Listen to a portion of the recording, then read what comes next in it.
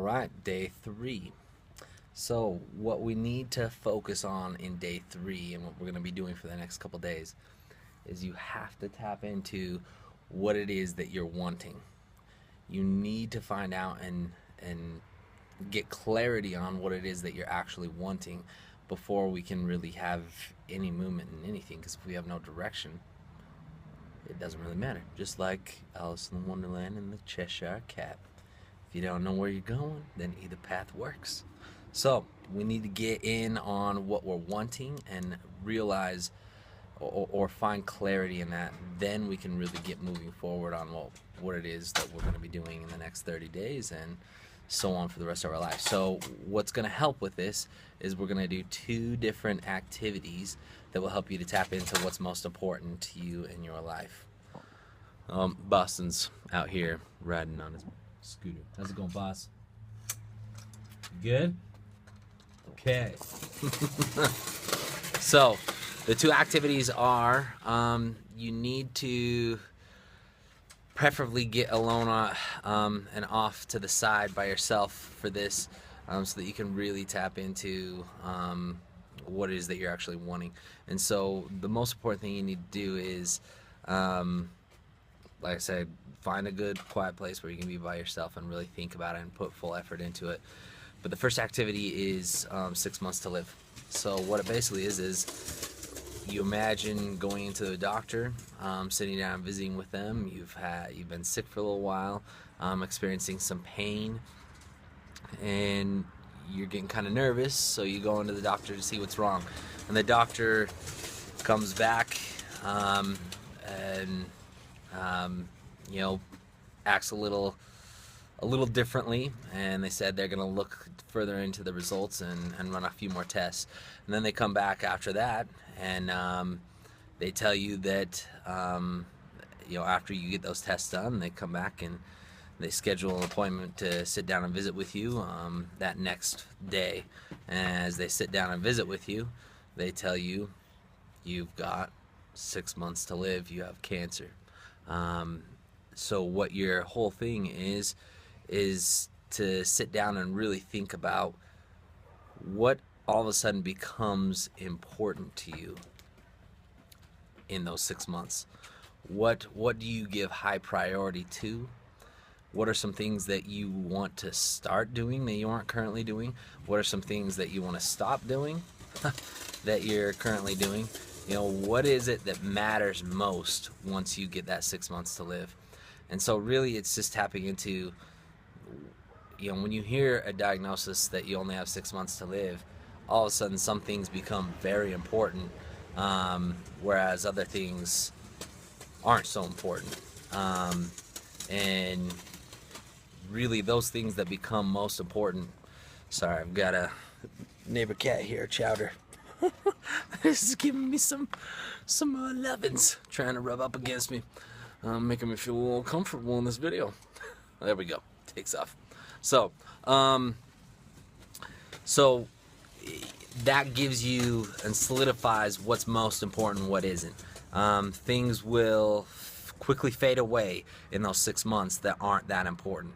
The things that you now start putting all your efforts into, that is what you're truly wanting in life. That helps you find your values.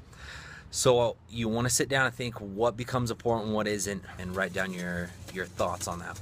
Then the next activity is called Visit Your Futures. So what Visit Your Futures is basically is, in a 6-month activity that I have, exercise would not be one of my main things. If I have 6 months left to live, I'm not going to be spending an hour every single day to exercise. I'm probably going to push that off to the side a little bit, and I'm going to spend more time with this homie. So, but when I have more time than just 6 months to live, obviously exercise is an important thing, as we discussed in the last 2 videos. It gives me what I need to be able to be present for my kids and to be the best father, the best husband, the best whatever it is I need to be for what's most important to me at work, in my calling, at church, all those things. So this next activity, Visit Your Futures, can help make sure that those things still play a role, that you're not just completely pushing them off to the side.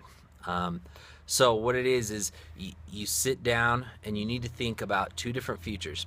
So the first one is your default future, the future you don't really want to have. The second one is your potential future, the future that you really, really do want to have.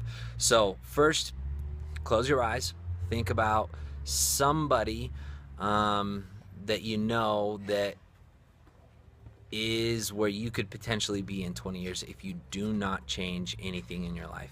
If you continue down the same path that you're going right now, whether that be with your scripture study, whether that be with your relationship with your spouse, whether that be finances, whether that be health, whether that be testimony, anything that you can think of, if you just keep going down the exact path that you're going, where are you going to be in 20 years? Now, with your eyes closed, just think, imagine your house. You're in front of that house 20 years down the road. You're walking up to this house. Take everything in. What does it look like? Where are you at? What city you live in? Who are your neighbors? Anything you can think of. And then what you want to do after that is just turn that handle, walk into the house, look at the house. What is the house like? Where is everybody in that house? And then, where are you? Are you watching TV? Are you alone? What do you look like? Are you happy? What's going on in your life? Who's around you? Do you have family around you? What is their life like because of what you've done in the last 20 years and where you're at? How is your relationship with your spouse? Is your relationship with your kids? All those things. Think about all that, feel as many emotions as you can, and write it down. Then the next activity you want to do, and write it down in all detail. Really, really put everything down that you have through that experience that elicits that emotion in you. Then the next activity you want to do is your potential future. So you basically want to sit down and imagine if you could not fail at whatever you do in the future, where would you be 10, 20 years down the road? What is the ideal future? So close your eyes, go to your house. What does this house look like? Open that door, walk in. What does it look like in this house? What's different? How does it feel? What are the smells? What are the sounds you're hearing? Where are you in this house? What are you doing? Where's your family? Where's your spouse? How are they? What is their life like because of what you're doing? How's it going, boss? And what is their life like? How are they benefiting from what you have done and chosen to do with the last 20 years? Where's your testimony? Where's your relationship with your family? All those things. Write it all down and express exactly how you feel. All the emotion that you can possibly put down into it to make it real. Go ahead and write that down. And then when you finish this, you should have two different futures. That one you really, really, really do not want, then the other that you really, really, really do want. This is super powerful. You need to have it on paper or put it in a collage or whatever it is, pictures that elicit those two different futures. I've done this for myself, in particular with finances. And there's times when I come home and I'm like, I'm so tired, I'm wasted, I just want to go to bed. But when I look over at those pictures and the picture of the default future, it's like, heck no. I got 15, 20 minutes that I can put a little bit more effort into this to where I can work on my business and make sure things get going. So that's basically what this day is you need to tap into what you're wanting. So take some time to think about the 6 months to live, what's most important in your life, and then the default future and your potential future.